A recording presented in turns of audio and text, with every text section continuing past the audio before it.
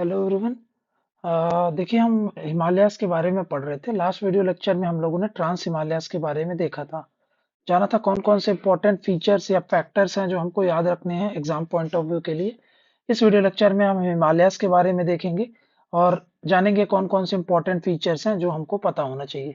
सबसे पहले हिमालयाज़ की बात करें तो यहाँ पे तीन चीजें आती है। एक है ग्रेटर हिमालयाज़, एक है आपके पास मिडिल हिमालयाज़ और ये है आपके शिवालिक। शिवालिक के बाद यहाँ पे आप देखोगे तो ये वाला जो एरिया यहाँ पे चालू होता है पेनिनसुलर प्लेट्यू, है ना। उसके बीच में यहाँ पे एक डिप्रेशन देखने को मिलता है, यहाँ पर भर गया है पूरा एलुवियल डिपॉजिट्स। और ये क्या कहलाता है आपका, ये कहलाता है आपके पास गंगा प्लेन, है ना। यहाँ पे हमारे पास क्या, गंगा प्लेन। ठीक है। तो अभी हमको ये तीन चीजें समझनी है। इन तीनों के बारे में क्या क्या इंपॉर्टेंट फैक्ट्स या इंफॉर्मेशन है जो हमको जाननी है। सबसे पहले हम बात करें ग्रेटर हिमालयास की, है ना। तो ग्रेटर हिमालय, अब याद रखना है आपको, ट्रांस हिमालयास पहले बने हैं, ग्रेटर हिमालयास बाद में बने हैं। आप मुझे ये बताना कि ट्रांस हिमालयास का पीरियड कब का है, कब ये बने हुए हैं। ठीक है। दूसरा आपका हिमालयास में ये कब बना हुआ है, ये कब बना हुआ है, ये कब बना हुआ है। ये तीनों का पीरियड या समय मैं आप पे छोड़ देता हूँ, बाकी की जो चीजें हैं मैं आपको बता देता हूँ। ठीक है। अगर हम बात करें इसकी ग्रेटर हिमालयास की, तो ग्रेटर हिमालयास की ऑन एन एवरेज 6100 या फिर 6000 के आसपास आपकी हाइट ये बनती है ना। ये तो 6100 मीटर इसकी एवरेज हाइट आपको देखने को मिलती है। ठीक है। तो इसको हम क्या, किस नाम से जाने जाता है, ये ग्रेटर हिमालयास भी है, इसको हिमाद्री भी बोलते हैं और इसको इनर हिमालयास के नाम से भी जाना जाता है। ये काहे के लिए फेमस है, ये फेमस होता है यहाँ पे इंडिया के जो one of the highest glaciers जो पाए जाते हैं वो यहाँ पे पाए जाते हैं। एक तो काराकोरम में भी पाए जाते हैं, है ना, जैसे हिस्पर, बियाफो, बालतोड़ो, सालतोड़ो, है ना। ये सब मैंने आपको बताया था। इवन सियाचिन यहाँ पे पाया जाता है। उसके अलावा चोराबारी हो गया, है ना, सतोपंत ग्लेशियर हो गया, कुछ इंपॉर्टेंट ग्लेशियर है, गंगोत्री, यमुनोत्री, ये सब कहाँ पाए जाते हैं आपके पास, ग्रेटर हिमालयाज में पाए जाते हैं, है ना। या फिर इसको इनर हिमालयाज बोलते हैं। ये फेमस है काहे के लिए, ग्लेशियर्स के लिए। तो इसको भी याद रखेंगे आप, फेमस फॉर ग्लेशियर्स।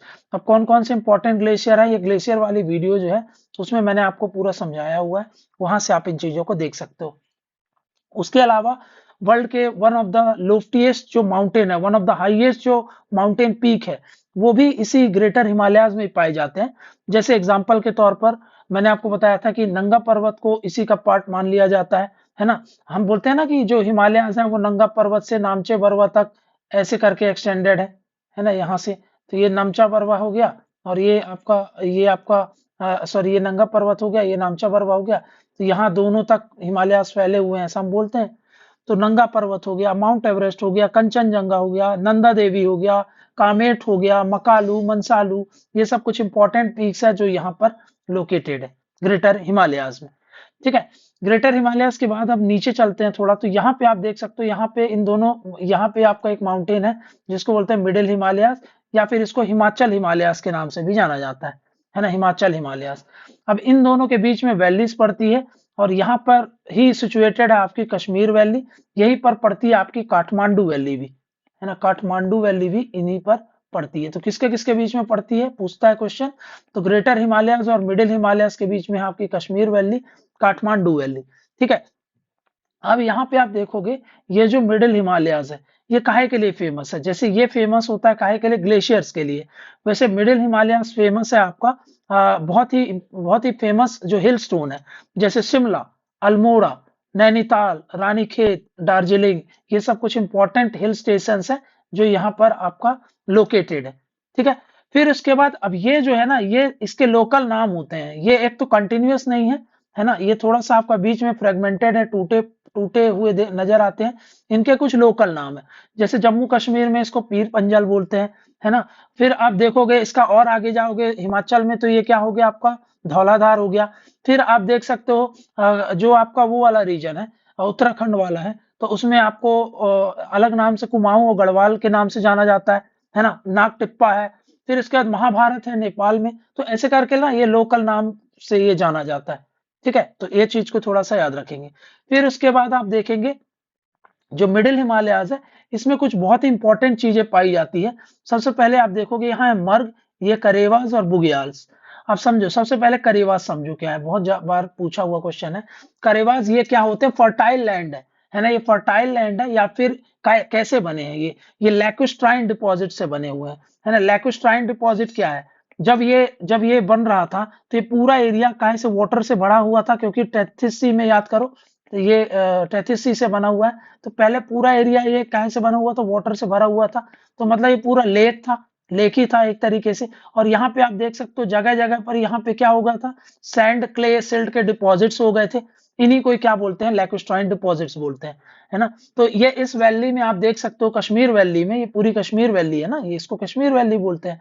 तो कश्मीर वैली में जगह जगह पर जहां पर हमको लैकुस्ट्राइन डिपॉजिट करते हैं, वहां पर काफी थिक फर्टाइल लेयर बन गई है, क्ले की, सिल्ट की और सैंड की, है ना। जिसमें क्या किया जाता है? यहाँ पे सैफरन की खेती करी जाती है ना, या फिर जिसको जाफरान बोलते हैं उसकी खेती की जाती है ना। और जैसे कि श्रीनगर के आसपास बहुत ज्यादा ये देखने को मिलता है।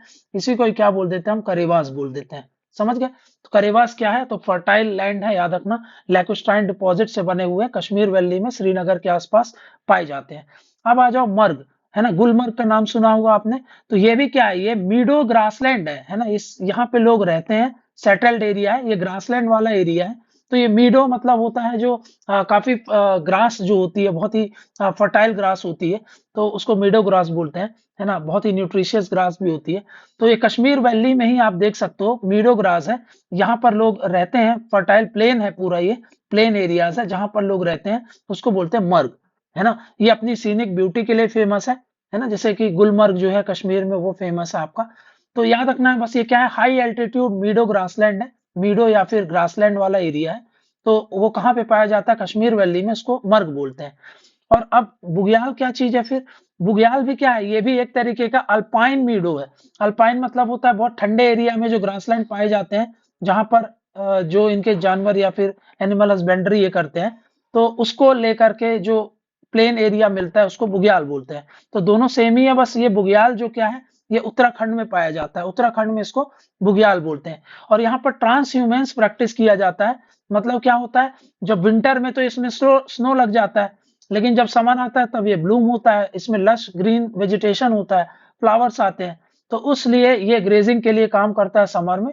विंटर में लोग यहाँ से माइग्रेट होकर के नीचे की तरफ आ जाते हैं। तो बुग्याल्स कहाँ पाए जाते हैं? उत्तराखंड में। क्या है? अल्पाइन मीडोज है। मर्ग क्या है? ये भी मीडो है, अल्पाइन मीडो है। कहाँ पे पाया जाता है? कश्मीर वैली में। करेवास क्या है? लैकुस्ट्राइन डिपॉजिट के फर्टाइल प्लेन है, कहाँ पाए जाते हैं? कश्मीर वैली में। ठीक है। तो मिडिल हिमालय से रिलेटेड ये चीजें आपको पता होनी चाहिए। ठीक है। तो बुग्याल्स कहाँ है? उत्तराखंड में है, याद रखना है। मर्ग कहाँ है? कश्मीर वैली में है ना। अल्पाइन मीडोज है, दोनों पास्चर लैंड है या फिर पैस्चर लैंड है। दोनों को पैस्चर या फिर एनिमल्स को, जो भी इनके पास डोमेस्टिक एनिमल्स हैं, उनको चराने के लिए यूज करते हैं। ठीक है। फिर उसके बाद आप देखोगे यहाँ पर एक चीज और है। अब आओ, अब नीचे आओ, तो यहाँ से आप देखोगे और ये है आपके पास शिवालिक और ये है आपके पास मिडिल हिमालयास। इन दोनों के बीच में यहाँ पे देखो, जब ये बना नहीं था, जब ये शिवालिक बना, पहले ये बना फिर ये बना, तब यहाँ पे कई रिवर यहाँ से ओरिजिन होकर के इधर पे जा रही थी। लेकिन जब ये बनना चालू हुआ, मान लो इतना साइज है इसका, तब यहाँ पे धीरे धीरे करके लेक बनना चालू होगा, है ना। तो यहाँ पर आप देखोगे लेक बन जाएगा और यहाँ पे पूरे एरिया में पानी भर जाएगा। अब ये बहुत लंबा होगा, इमेजिन करो ये बहुत लंबा होगा। तो ये एक पूरी लॉन्गिट्यूडनल वैली बन जाएगी इस एरिया में, जहां पर पूरे एरिया में क्या हो जाएगा? आपका पानी भरा होगा, लेक बना होगा। ठीक है, यही पूरे में लेक बना होगा। ठीक है। और ये आप देख सकते हो बाद में, यहाँ पर आप देख सकते हो ये क्या बन गया? आपका शिवालिक बन गया, है ना। और यहाँ पे पूरे एरिया में पानी भर चुका है। लेकिन over the period of time कहीं ना कहीं से यहाँ पे आप देख सकते हो कोई ना कोई फॉल्ट या फिर कोई ना कोई कहीं से जगह मिल जाएगी जहां से पानी इसको तोड़ करके या फिर ब्रेक करके निकल जाएगा। और फिर पूरा पानी यहाँ से निकल जाएगा, बच जाएगा क्या? वही लैकुस्ट्राइन डिपॉजिट्स। और वहीं पर आपको क्या बन जाएंगे? यहाँ पे जो बनते हैं उसको बोलते हैं दून्स और द्वार। ये फर्टाइल प्लेन है। दून्स एंड द्वार क्या है यहाँ पर? तो याद रखना ये लॉन्गिट्यूडनल वैलीज है ना। ये लॉन्गिट्यूडनल वैलीज है, किसके बीच में बनती हैं? तो ये याद रखना है आपको, ये आपका मिडिल हिमालयाज और शिवालिक के बीच में जो बनती हैं उनको बोलते हैं दून एंड द्वार। हरिद्वार का नाम सुना होगा, देहरादून का नाम सुना होगा, ये वही है दून एंड द्वार। क्या है?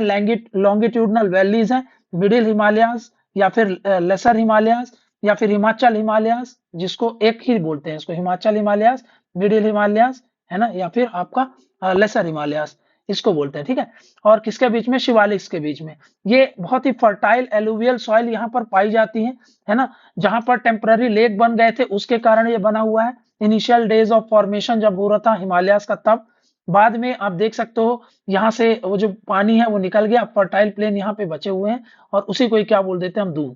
ठीक है, तो यहीं पर हिमाचल में आप देखोगे तो कांगड़ा वैली है ना, और दून कहाँ पड़ता है, हरिद्वार कहाँ पड़ता है, तो ये आपका पड़ता है उत्तराखंड में। ठीक है, तो ये जो जब ये पूरा एरिया है तो इसको याद रखना, कांगड़ा वैली क्या है, वही दून है जो आपका हिमाचल प्रदेश में पाया जाता है, और देहरादून और हरिद्वार ये सब आपके उत्तराखंड में पाए जाते हैं। तो इस पॉइंट को याद रख लेना। ठीक है, फॉर्मेशन ऑफ, ये मैंने आपको बता दिया कैसे बने थे। अब ये है शिवालिक। हाँ, इसकी एवरेज हाइट जो है वो है 4000 मीटर के आसपास आपको मिल जाएगी एवरेज हाइट। ये वाली जो है ये 900, ये 600 से लेकर के है ना 1100 तक की आपको हाइट मिलती है ना, ऑन एन एवरेज 900 मीटर के आसपास आपको मिल जाएगी। ये है शिवालिक।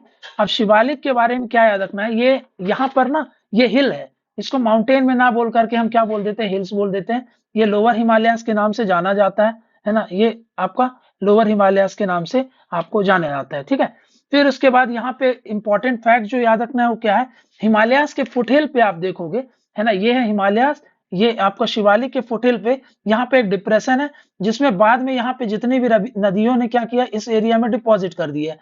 अब यहाँ पे क्या बन गया है आपका, गंगा प्लेन, ये बन गया हमारे पास गंगा प्लेन। अब गंगा प्लेन में अब देखो ये है हिमालयस और ये है गंगा प्लेन। जब नदी आती है तो उसके पास बहुत सारा एनर्जी होता है, लेकिन जैसे प्लेन वाले एरिया में आएगी तो एनर्जी कम हो जाएगी उसके पास। एनर्जी क्यों है, क्योंकि स्लोप बहुत ज्यादा है, स्लोप बहुत ज्यादा है इसलिए काइनेटिक एनर्जी ज्यादा है। काइनेटिक एनर्जी ज्यादा है मतलब वो बड़े बड़े सेडिमेंट्स कैरी कर सकती है, बोल्डर्स, पेबल्स, कॉबल्स है ना, ये सब कैरी कर सकती है। लेकिन जैसे जैसे यहाँ पे आएगी तो आप देख सकते हो जब यहाँ पे आती है तो उसके पास एनर्जी कम हो जाएगी, तो अब वो बड़े बड़े बोल्डर्स को कैरी नहीं कर सकती, तो यहीं पर वो क्या करती है, उनको डिपॉजिट कर देती है। तो यहाँ पर एलुवियल फैंस नजर आते हैं आपको है ना, बहुत सारे जो सेडिमेंट्स होते हैं वो सब डिपॉजिट कर देती है, और इसको बोल देते हैं हम भाबर। यहाँ पे काफी कोर्स सेडिमेंट डिपॉजिट होते हैं, इसको क्या बोल देते हैं हम, भाबर बोलते हैं। ठीक है, तो भाबर किसको बोलते हैं, आई होप समझ में आ गया होगा। भाबर जस्ट शिवालिक के फुटहिल पर नजर आता है, जहां पर क्या किया जाता है, बहुत ही ज्यादा जो कोर्स डिपॉजिट्स हैं है ना, वो डिपॉजिट कर दिए जाते हैं वहां पर, रख दिए जाते हैं, पेबल्स, कॉबल्स ये सब होते हैं। ये बहुत ही पोरस बेल्ट होता है, इसलिए नदी जब यहाँ पे आती है तो गायब हो जाती है ना, क्योंकि बड़े बड़े बोल्डर्स, पेबल्स के बीच से वो निकलेगी तो नदी दिखती नहीं है। यहाँ पर क्या हो जाती है वो ये पोरस बेल्ट होता है जहां पर नदी क्या हो जाती है, गायब हो जाती है। फिर वापस से ये मिलती है जिस एरिया में, तो उसको वो एक दलदली एरिया होगा है ना, काफी आपका वेटलैंड वाला एरिया होगा है ना, स्वैम्पी एरिया होगा, मार्शी एरिया होगा है ना, उसको वापस वहां पे नदियां मिलती हैं थोड़ा आगे, उसको क्या बोल देते हैं, तराई बेल्ट बोल देते हैं है ना, तो उसको तराई बोलते हैं। तो याद रखना है, जो भाबर क्या होता है, भाबर जो है आपके जो आपके एलुवियल फैंस हैं उनके कोलेशन से या फिर उनसे मिलकर के बना हुआ है, जहां पर क्या देखने को मिलता है आपको, काफी कोर्स या फिर आप पोरस बेल्ट नजर आता है ना, एक जिसमें आप बोल सकते हो कोर्स डिपॉजिट्स या फिर बहुत ही फाइन डिपॉजिट्स, और कोर्स डिपॉजिट्स का वो होता है, मोस्टली कोर्स डिपॉजिट्स होते हैं। तराई बेल्ट क्या है, तो स्वैम्पी, मार्शी या फिर बहुत ही थिक फॉरेस्टेड रीजन है ना, जो हिमालयास के फुटहिल पर मिलता है। और ये मोस्ट ज्यादा सबसे बेस्ट देखने को मिलता है कहाँ पर, जो आप ईस्ट में अगर हम बात करें, ईस्ट वाले रीजन में, नॉर्थ ईस्ट वाले रीजन में है ना, उधर पे इन तराई को दुआर्स बोलते हैं, DUARS, दुआर्स बोलते हैं। आपने सुना होगा जो आपका ये है काजीरंगा नेशनल पार्क, वो इस तराई बेल्ट में ही लोकेटेड है। ठीक है, तो द्वार्स जो होता है उसको गेटवे टू भूटान भी बोलते हैं आपका, मतलब वहां से जब आप वेस्ट बंगाल या फिर असम से जब आप भूटान जाओगे तो द्वार पड़ते हैं है ना, तो उस द्वार को गेटवे टू भूटान भी बोला जाता है। द्वार क्या है, तराई बेल्ट है, नॉर्थ ईस्टर्न रीजन में या फिर ईस्टर्न इंडिया में, वेस्ट बंगाल और असम वाले रीजन में आपको देखने को मिल जाएगा। ये रीजन हमेशा बहुत ही जंगली, बहुत ही रिच बायोडाइवर्सिटी के लिए फेमस होते हैं है ना, क्योंकि ये कैसे हैं, बहुत ही वेटलैंड होते हैं, मार्शी रीजन होता है ना, और बहुत ही आप स्वैम्पी रीजन बोल लो है ना। तो यहाँ पर नदियां क्या होती हैं, वापस से मिलती हैं, इसलिए क्या होता है, ये वाले रीजन में आपको काफी स्वैम्पी रीजन देखने को मिलता है।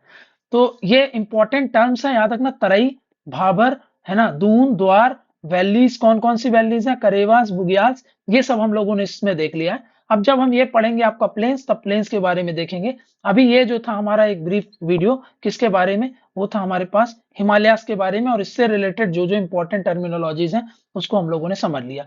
अब लास्ट देख लेते हैं, इन हिमालयाज में ना फॉल्ट लाइन्स है, मैंने बताया था जब इंडियन प्लेट और आपकी ये वाली प्लेट टकराई थी है ना, यूरेशियन प्लेट, तो यहाँ पे बहुत सारी जगह में फॉल्ट्स बन गए हैं, क्रैक्स जनरेट हो गए हैं। तो यहाँ पे आप देख सकते हो ग्रेटर हिमालयाज और मिडिल हिमालयाज के बीच में पड़ता है मेन सेंट्रल थ्रस्ट।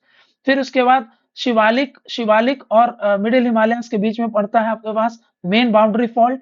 और ये है आपके पास पेनिनसुलर प्लेट्यू, गंगा प्लेन बोल लो आप, उसके और शिवालिक के बीच में पड़ता है आपका कौन सा, हिमालयन फ्रंटल फॉल्ट, या फिर इसको हिमालयन फ्रंटल फॉल्ट कई जगह आपको ग्रेट बाउंड्री फॉल्ट के नाम से भी जानते हैं, लेकिन आप याद रखना वो आपका मेन जो है हिमालयन फ्रंटल फॉल्ट ही है। ठीक है, हिमालयन फ्रंटल फॉल्ट बोलते हैं इसको, इसको एमबीएफ बोलते हैं, इसको एमसीटी बोलते हैं। ये तो मैंने आपको लास्ट वीडियो में समझा ही दिया था, आईटीएसजेड बोलते हैं इसको। ठीक है, तो ये हम लोगों ने समझ लिया जो जो हमको पता होना चाहिए हिमालय से रिलेटेड इंपॉर्टेंट एस्पेक्ट्स। अब हम नेक्स्ट वीडियो में कुछ और देखेंगे। इस वीडियो लेक्चर में इतना ही है। Thank you very much.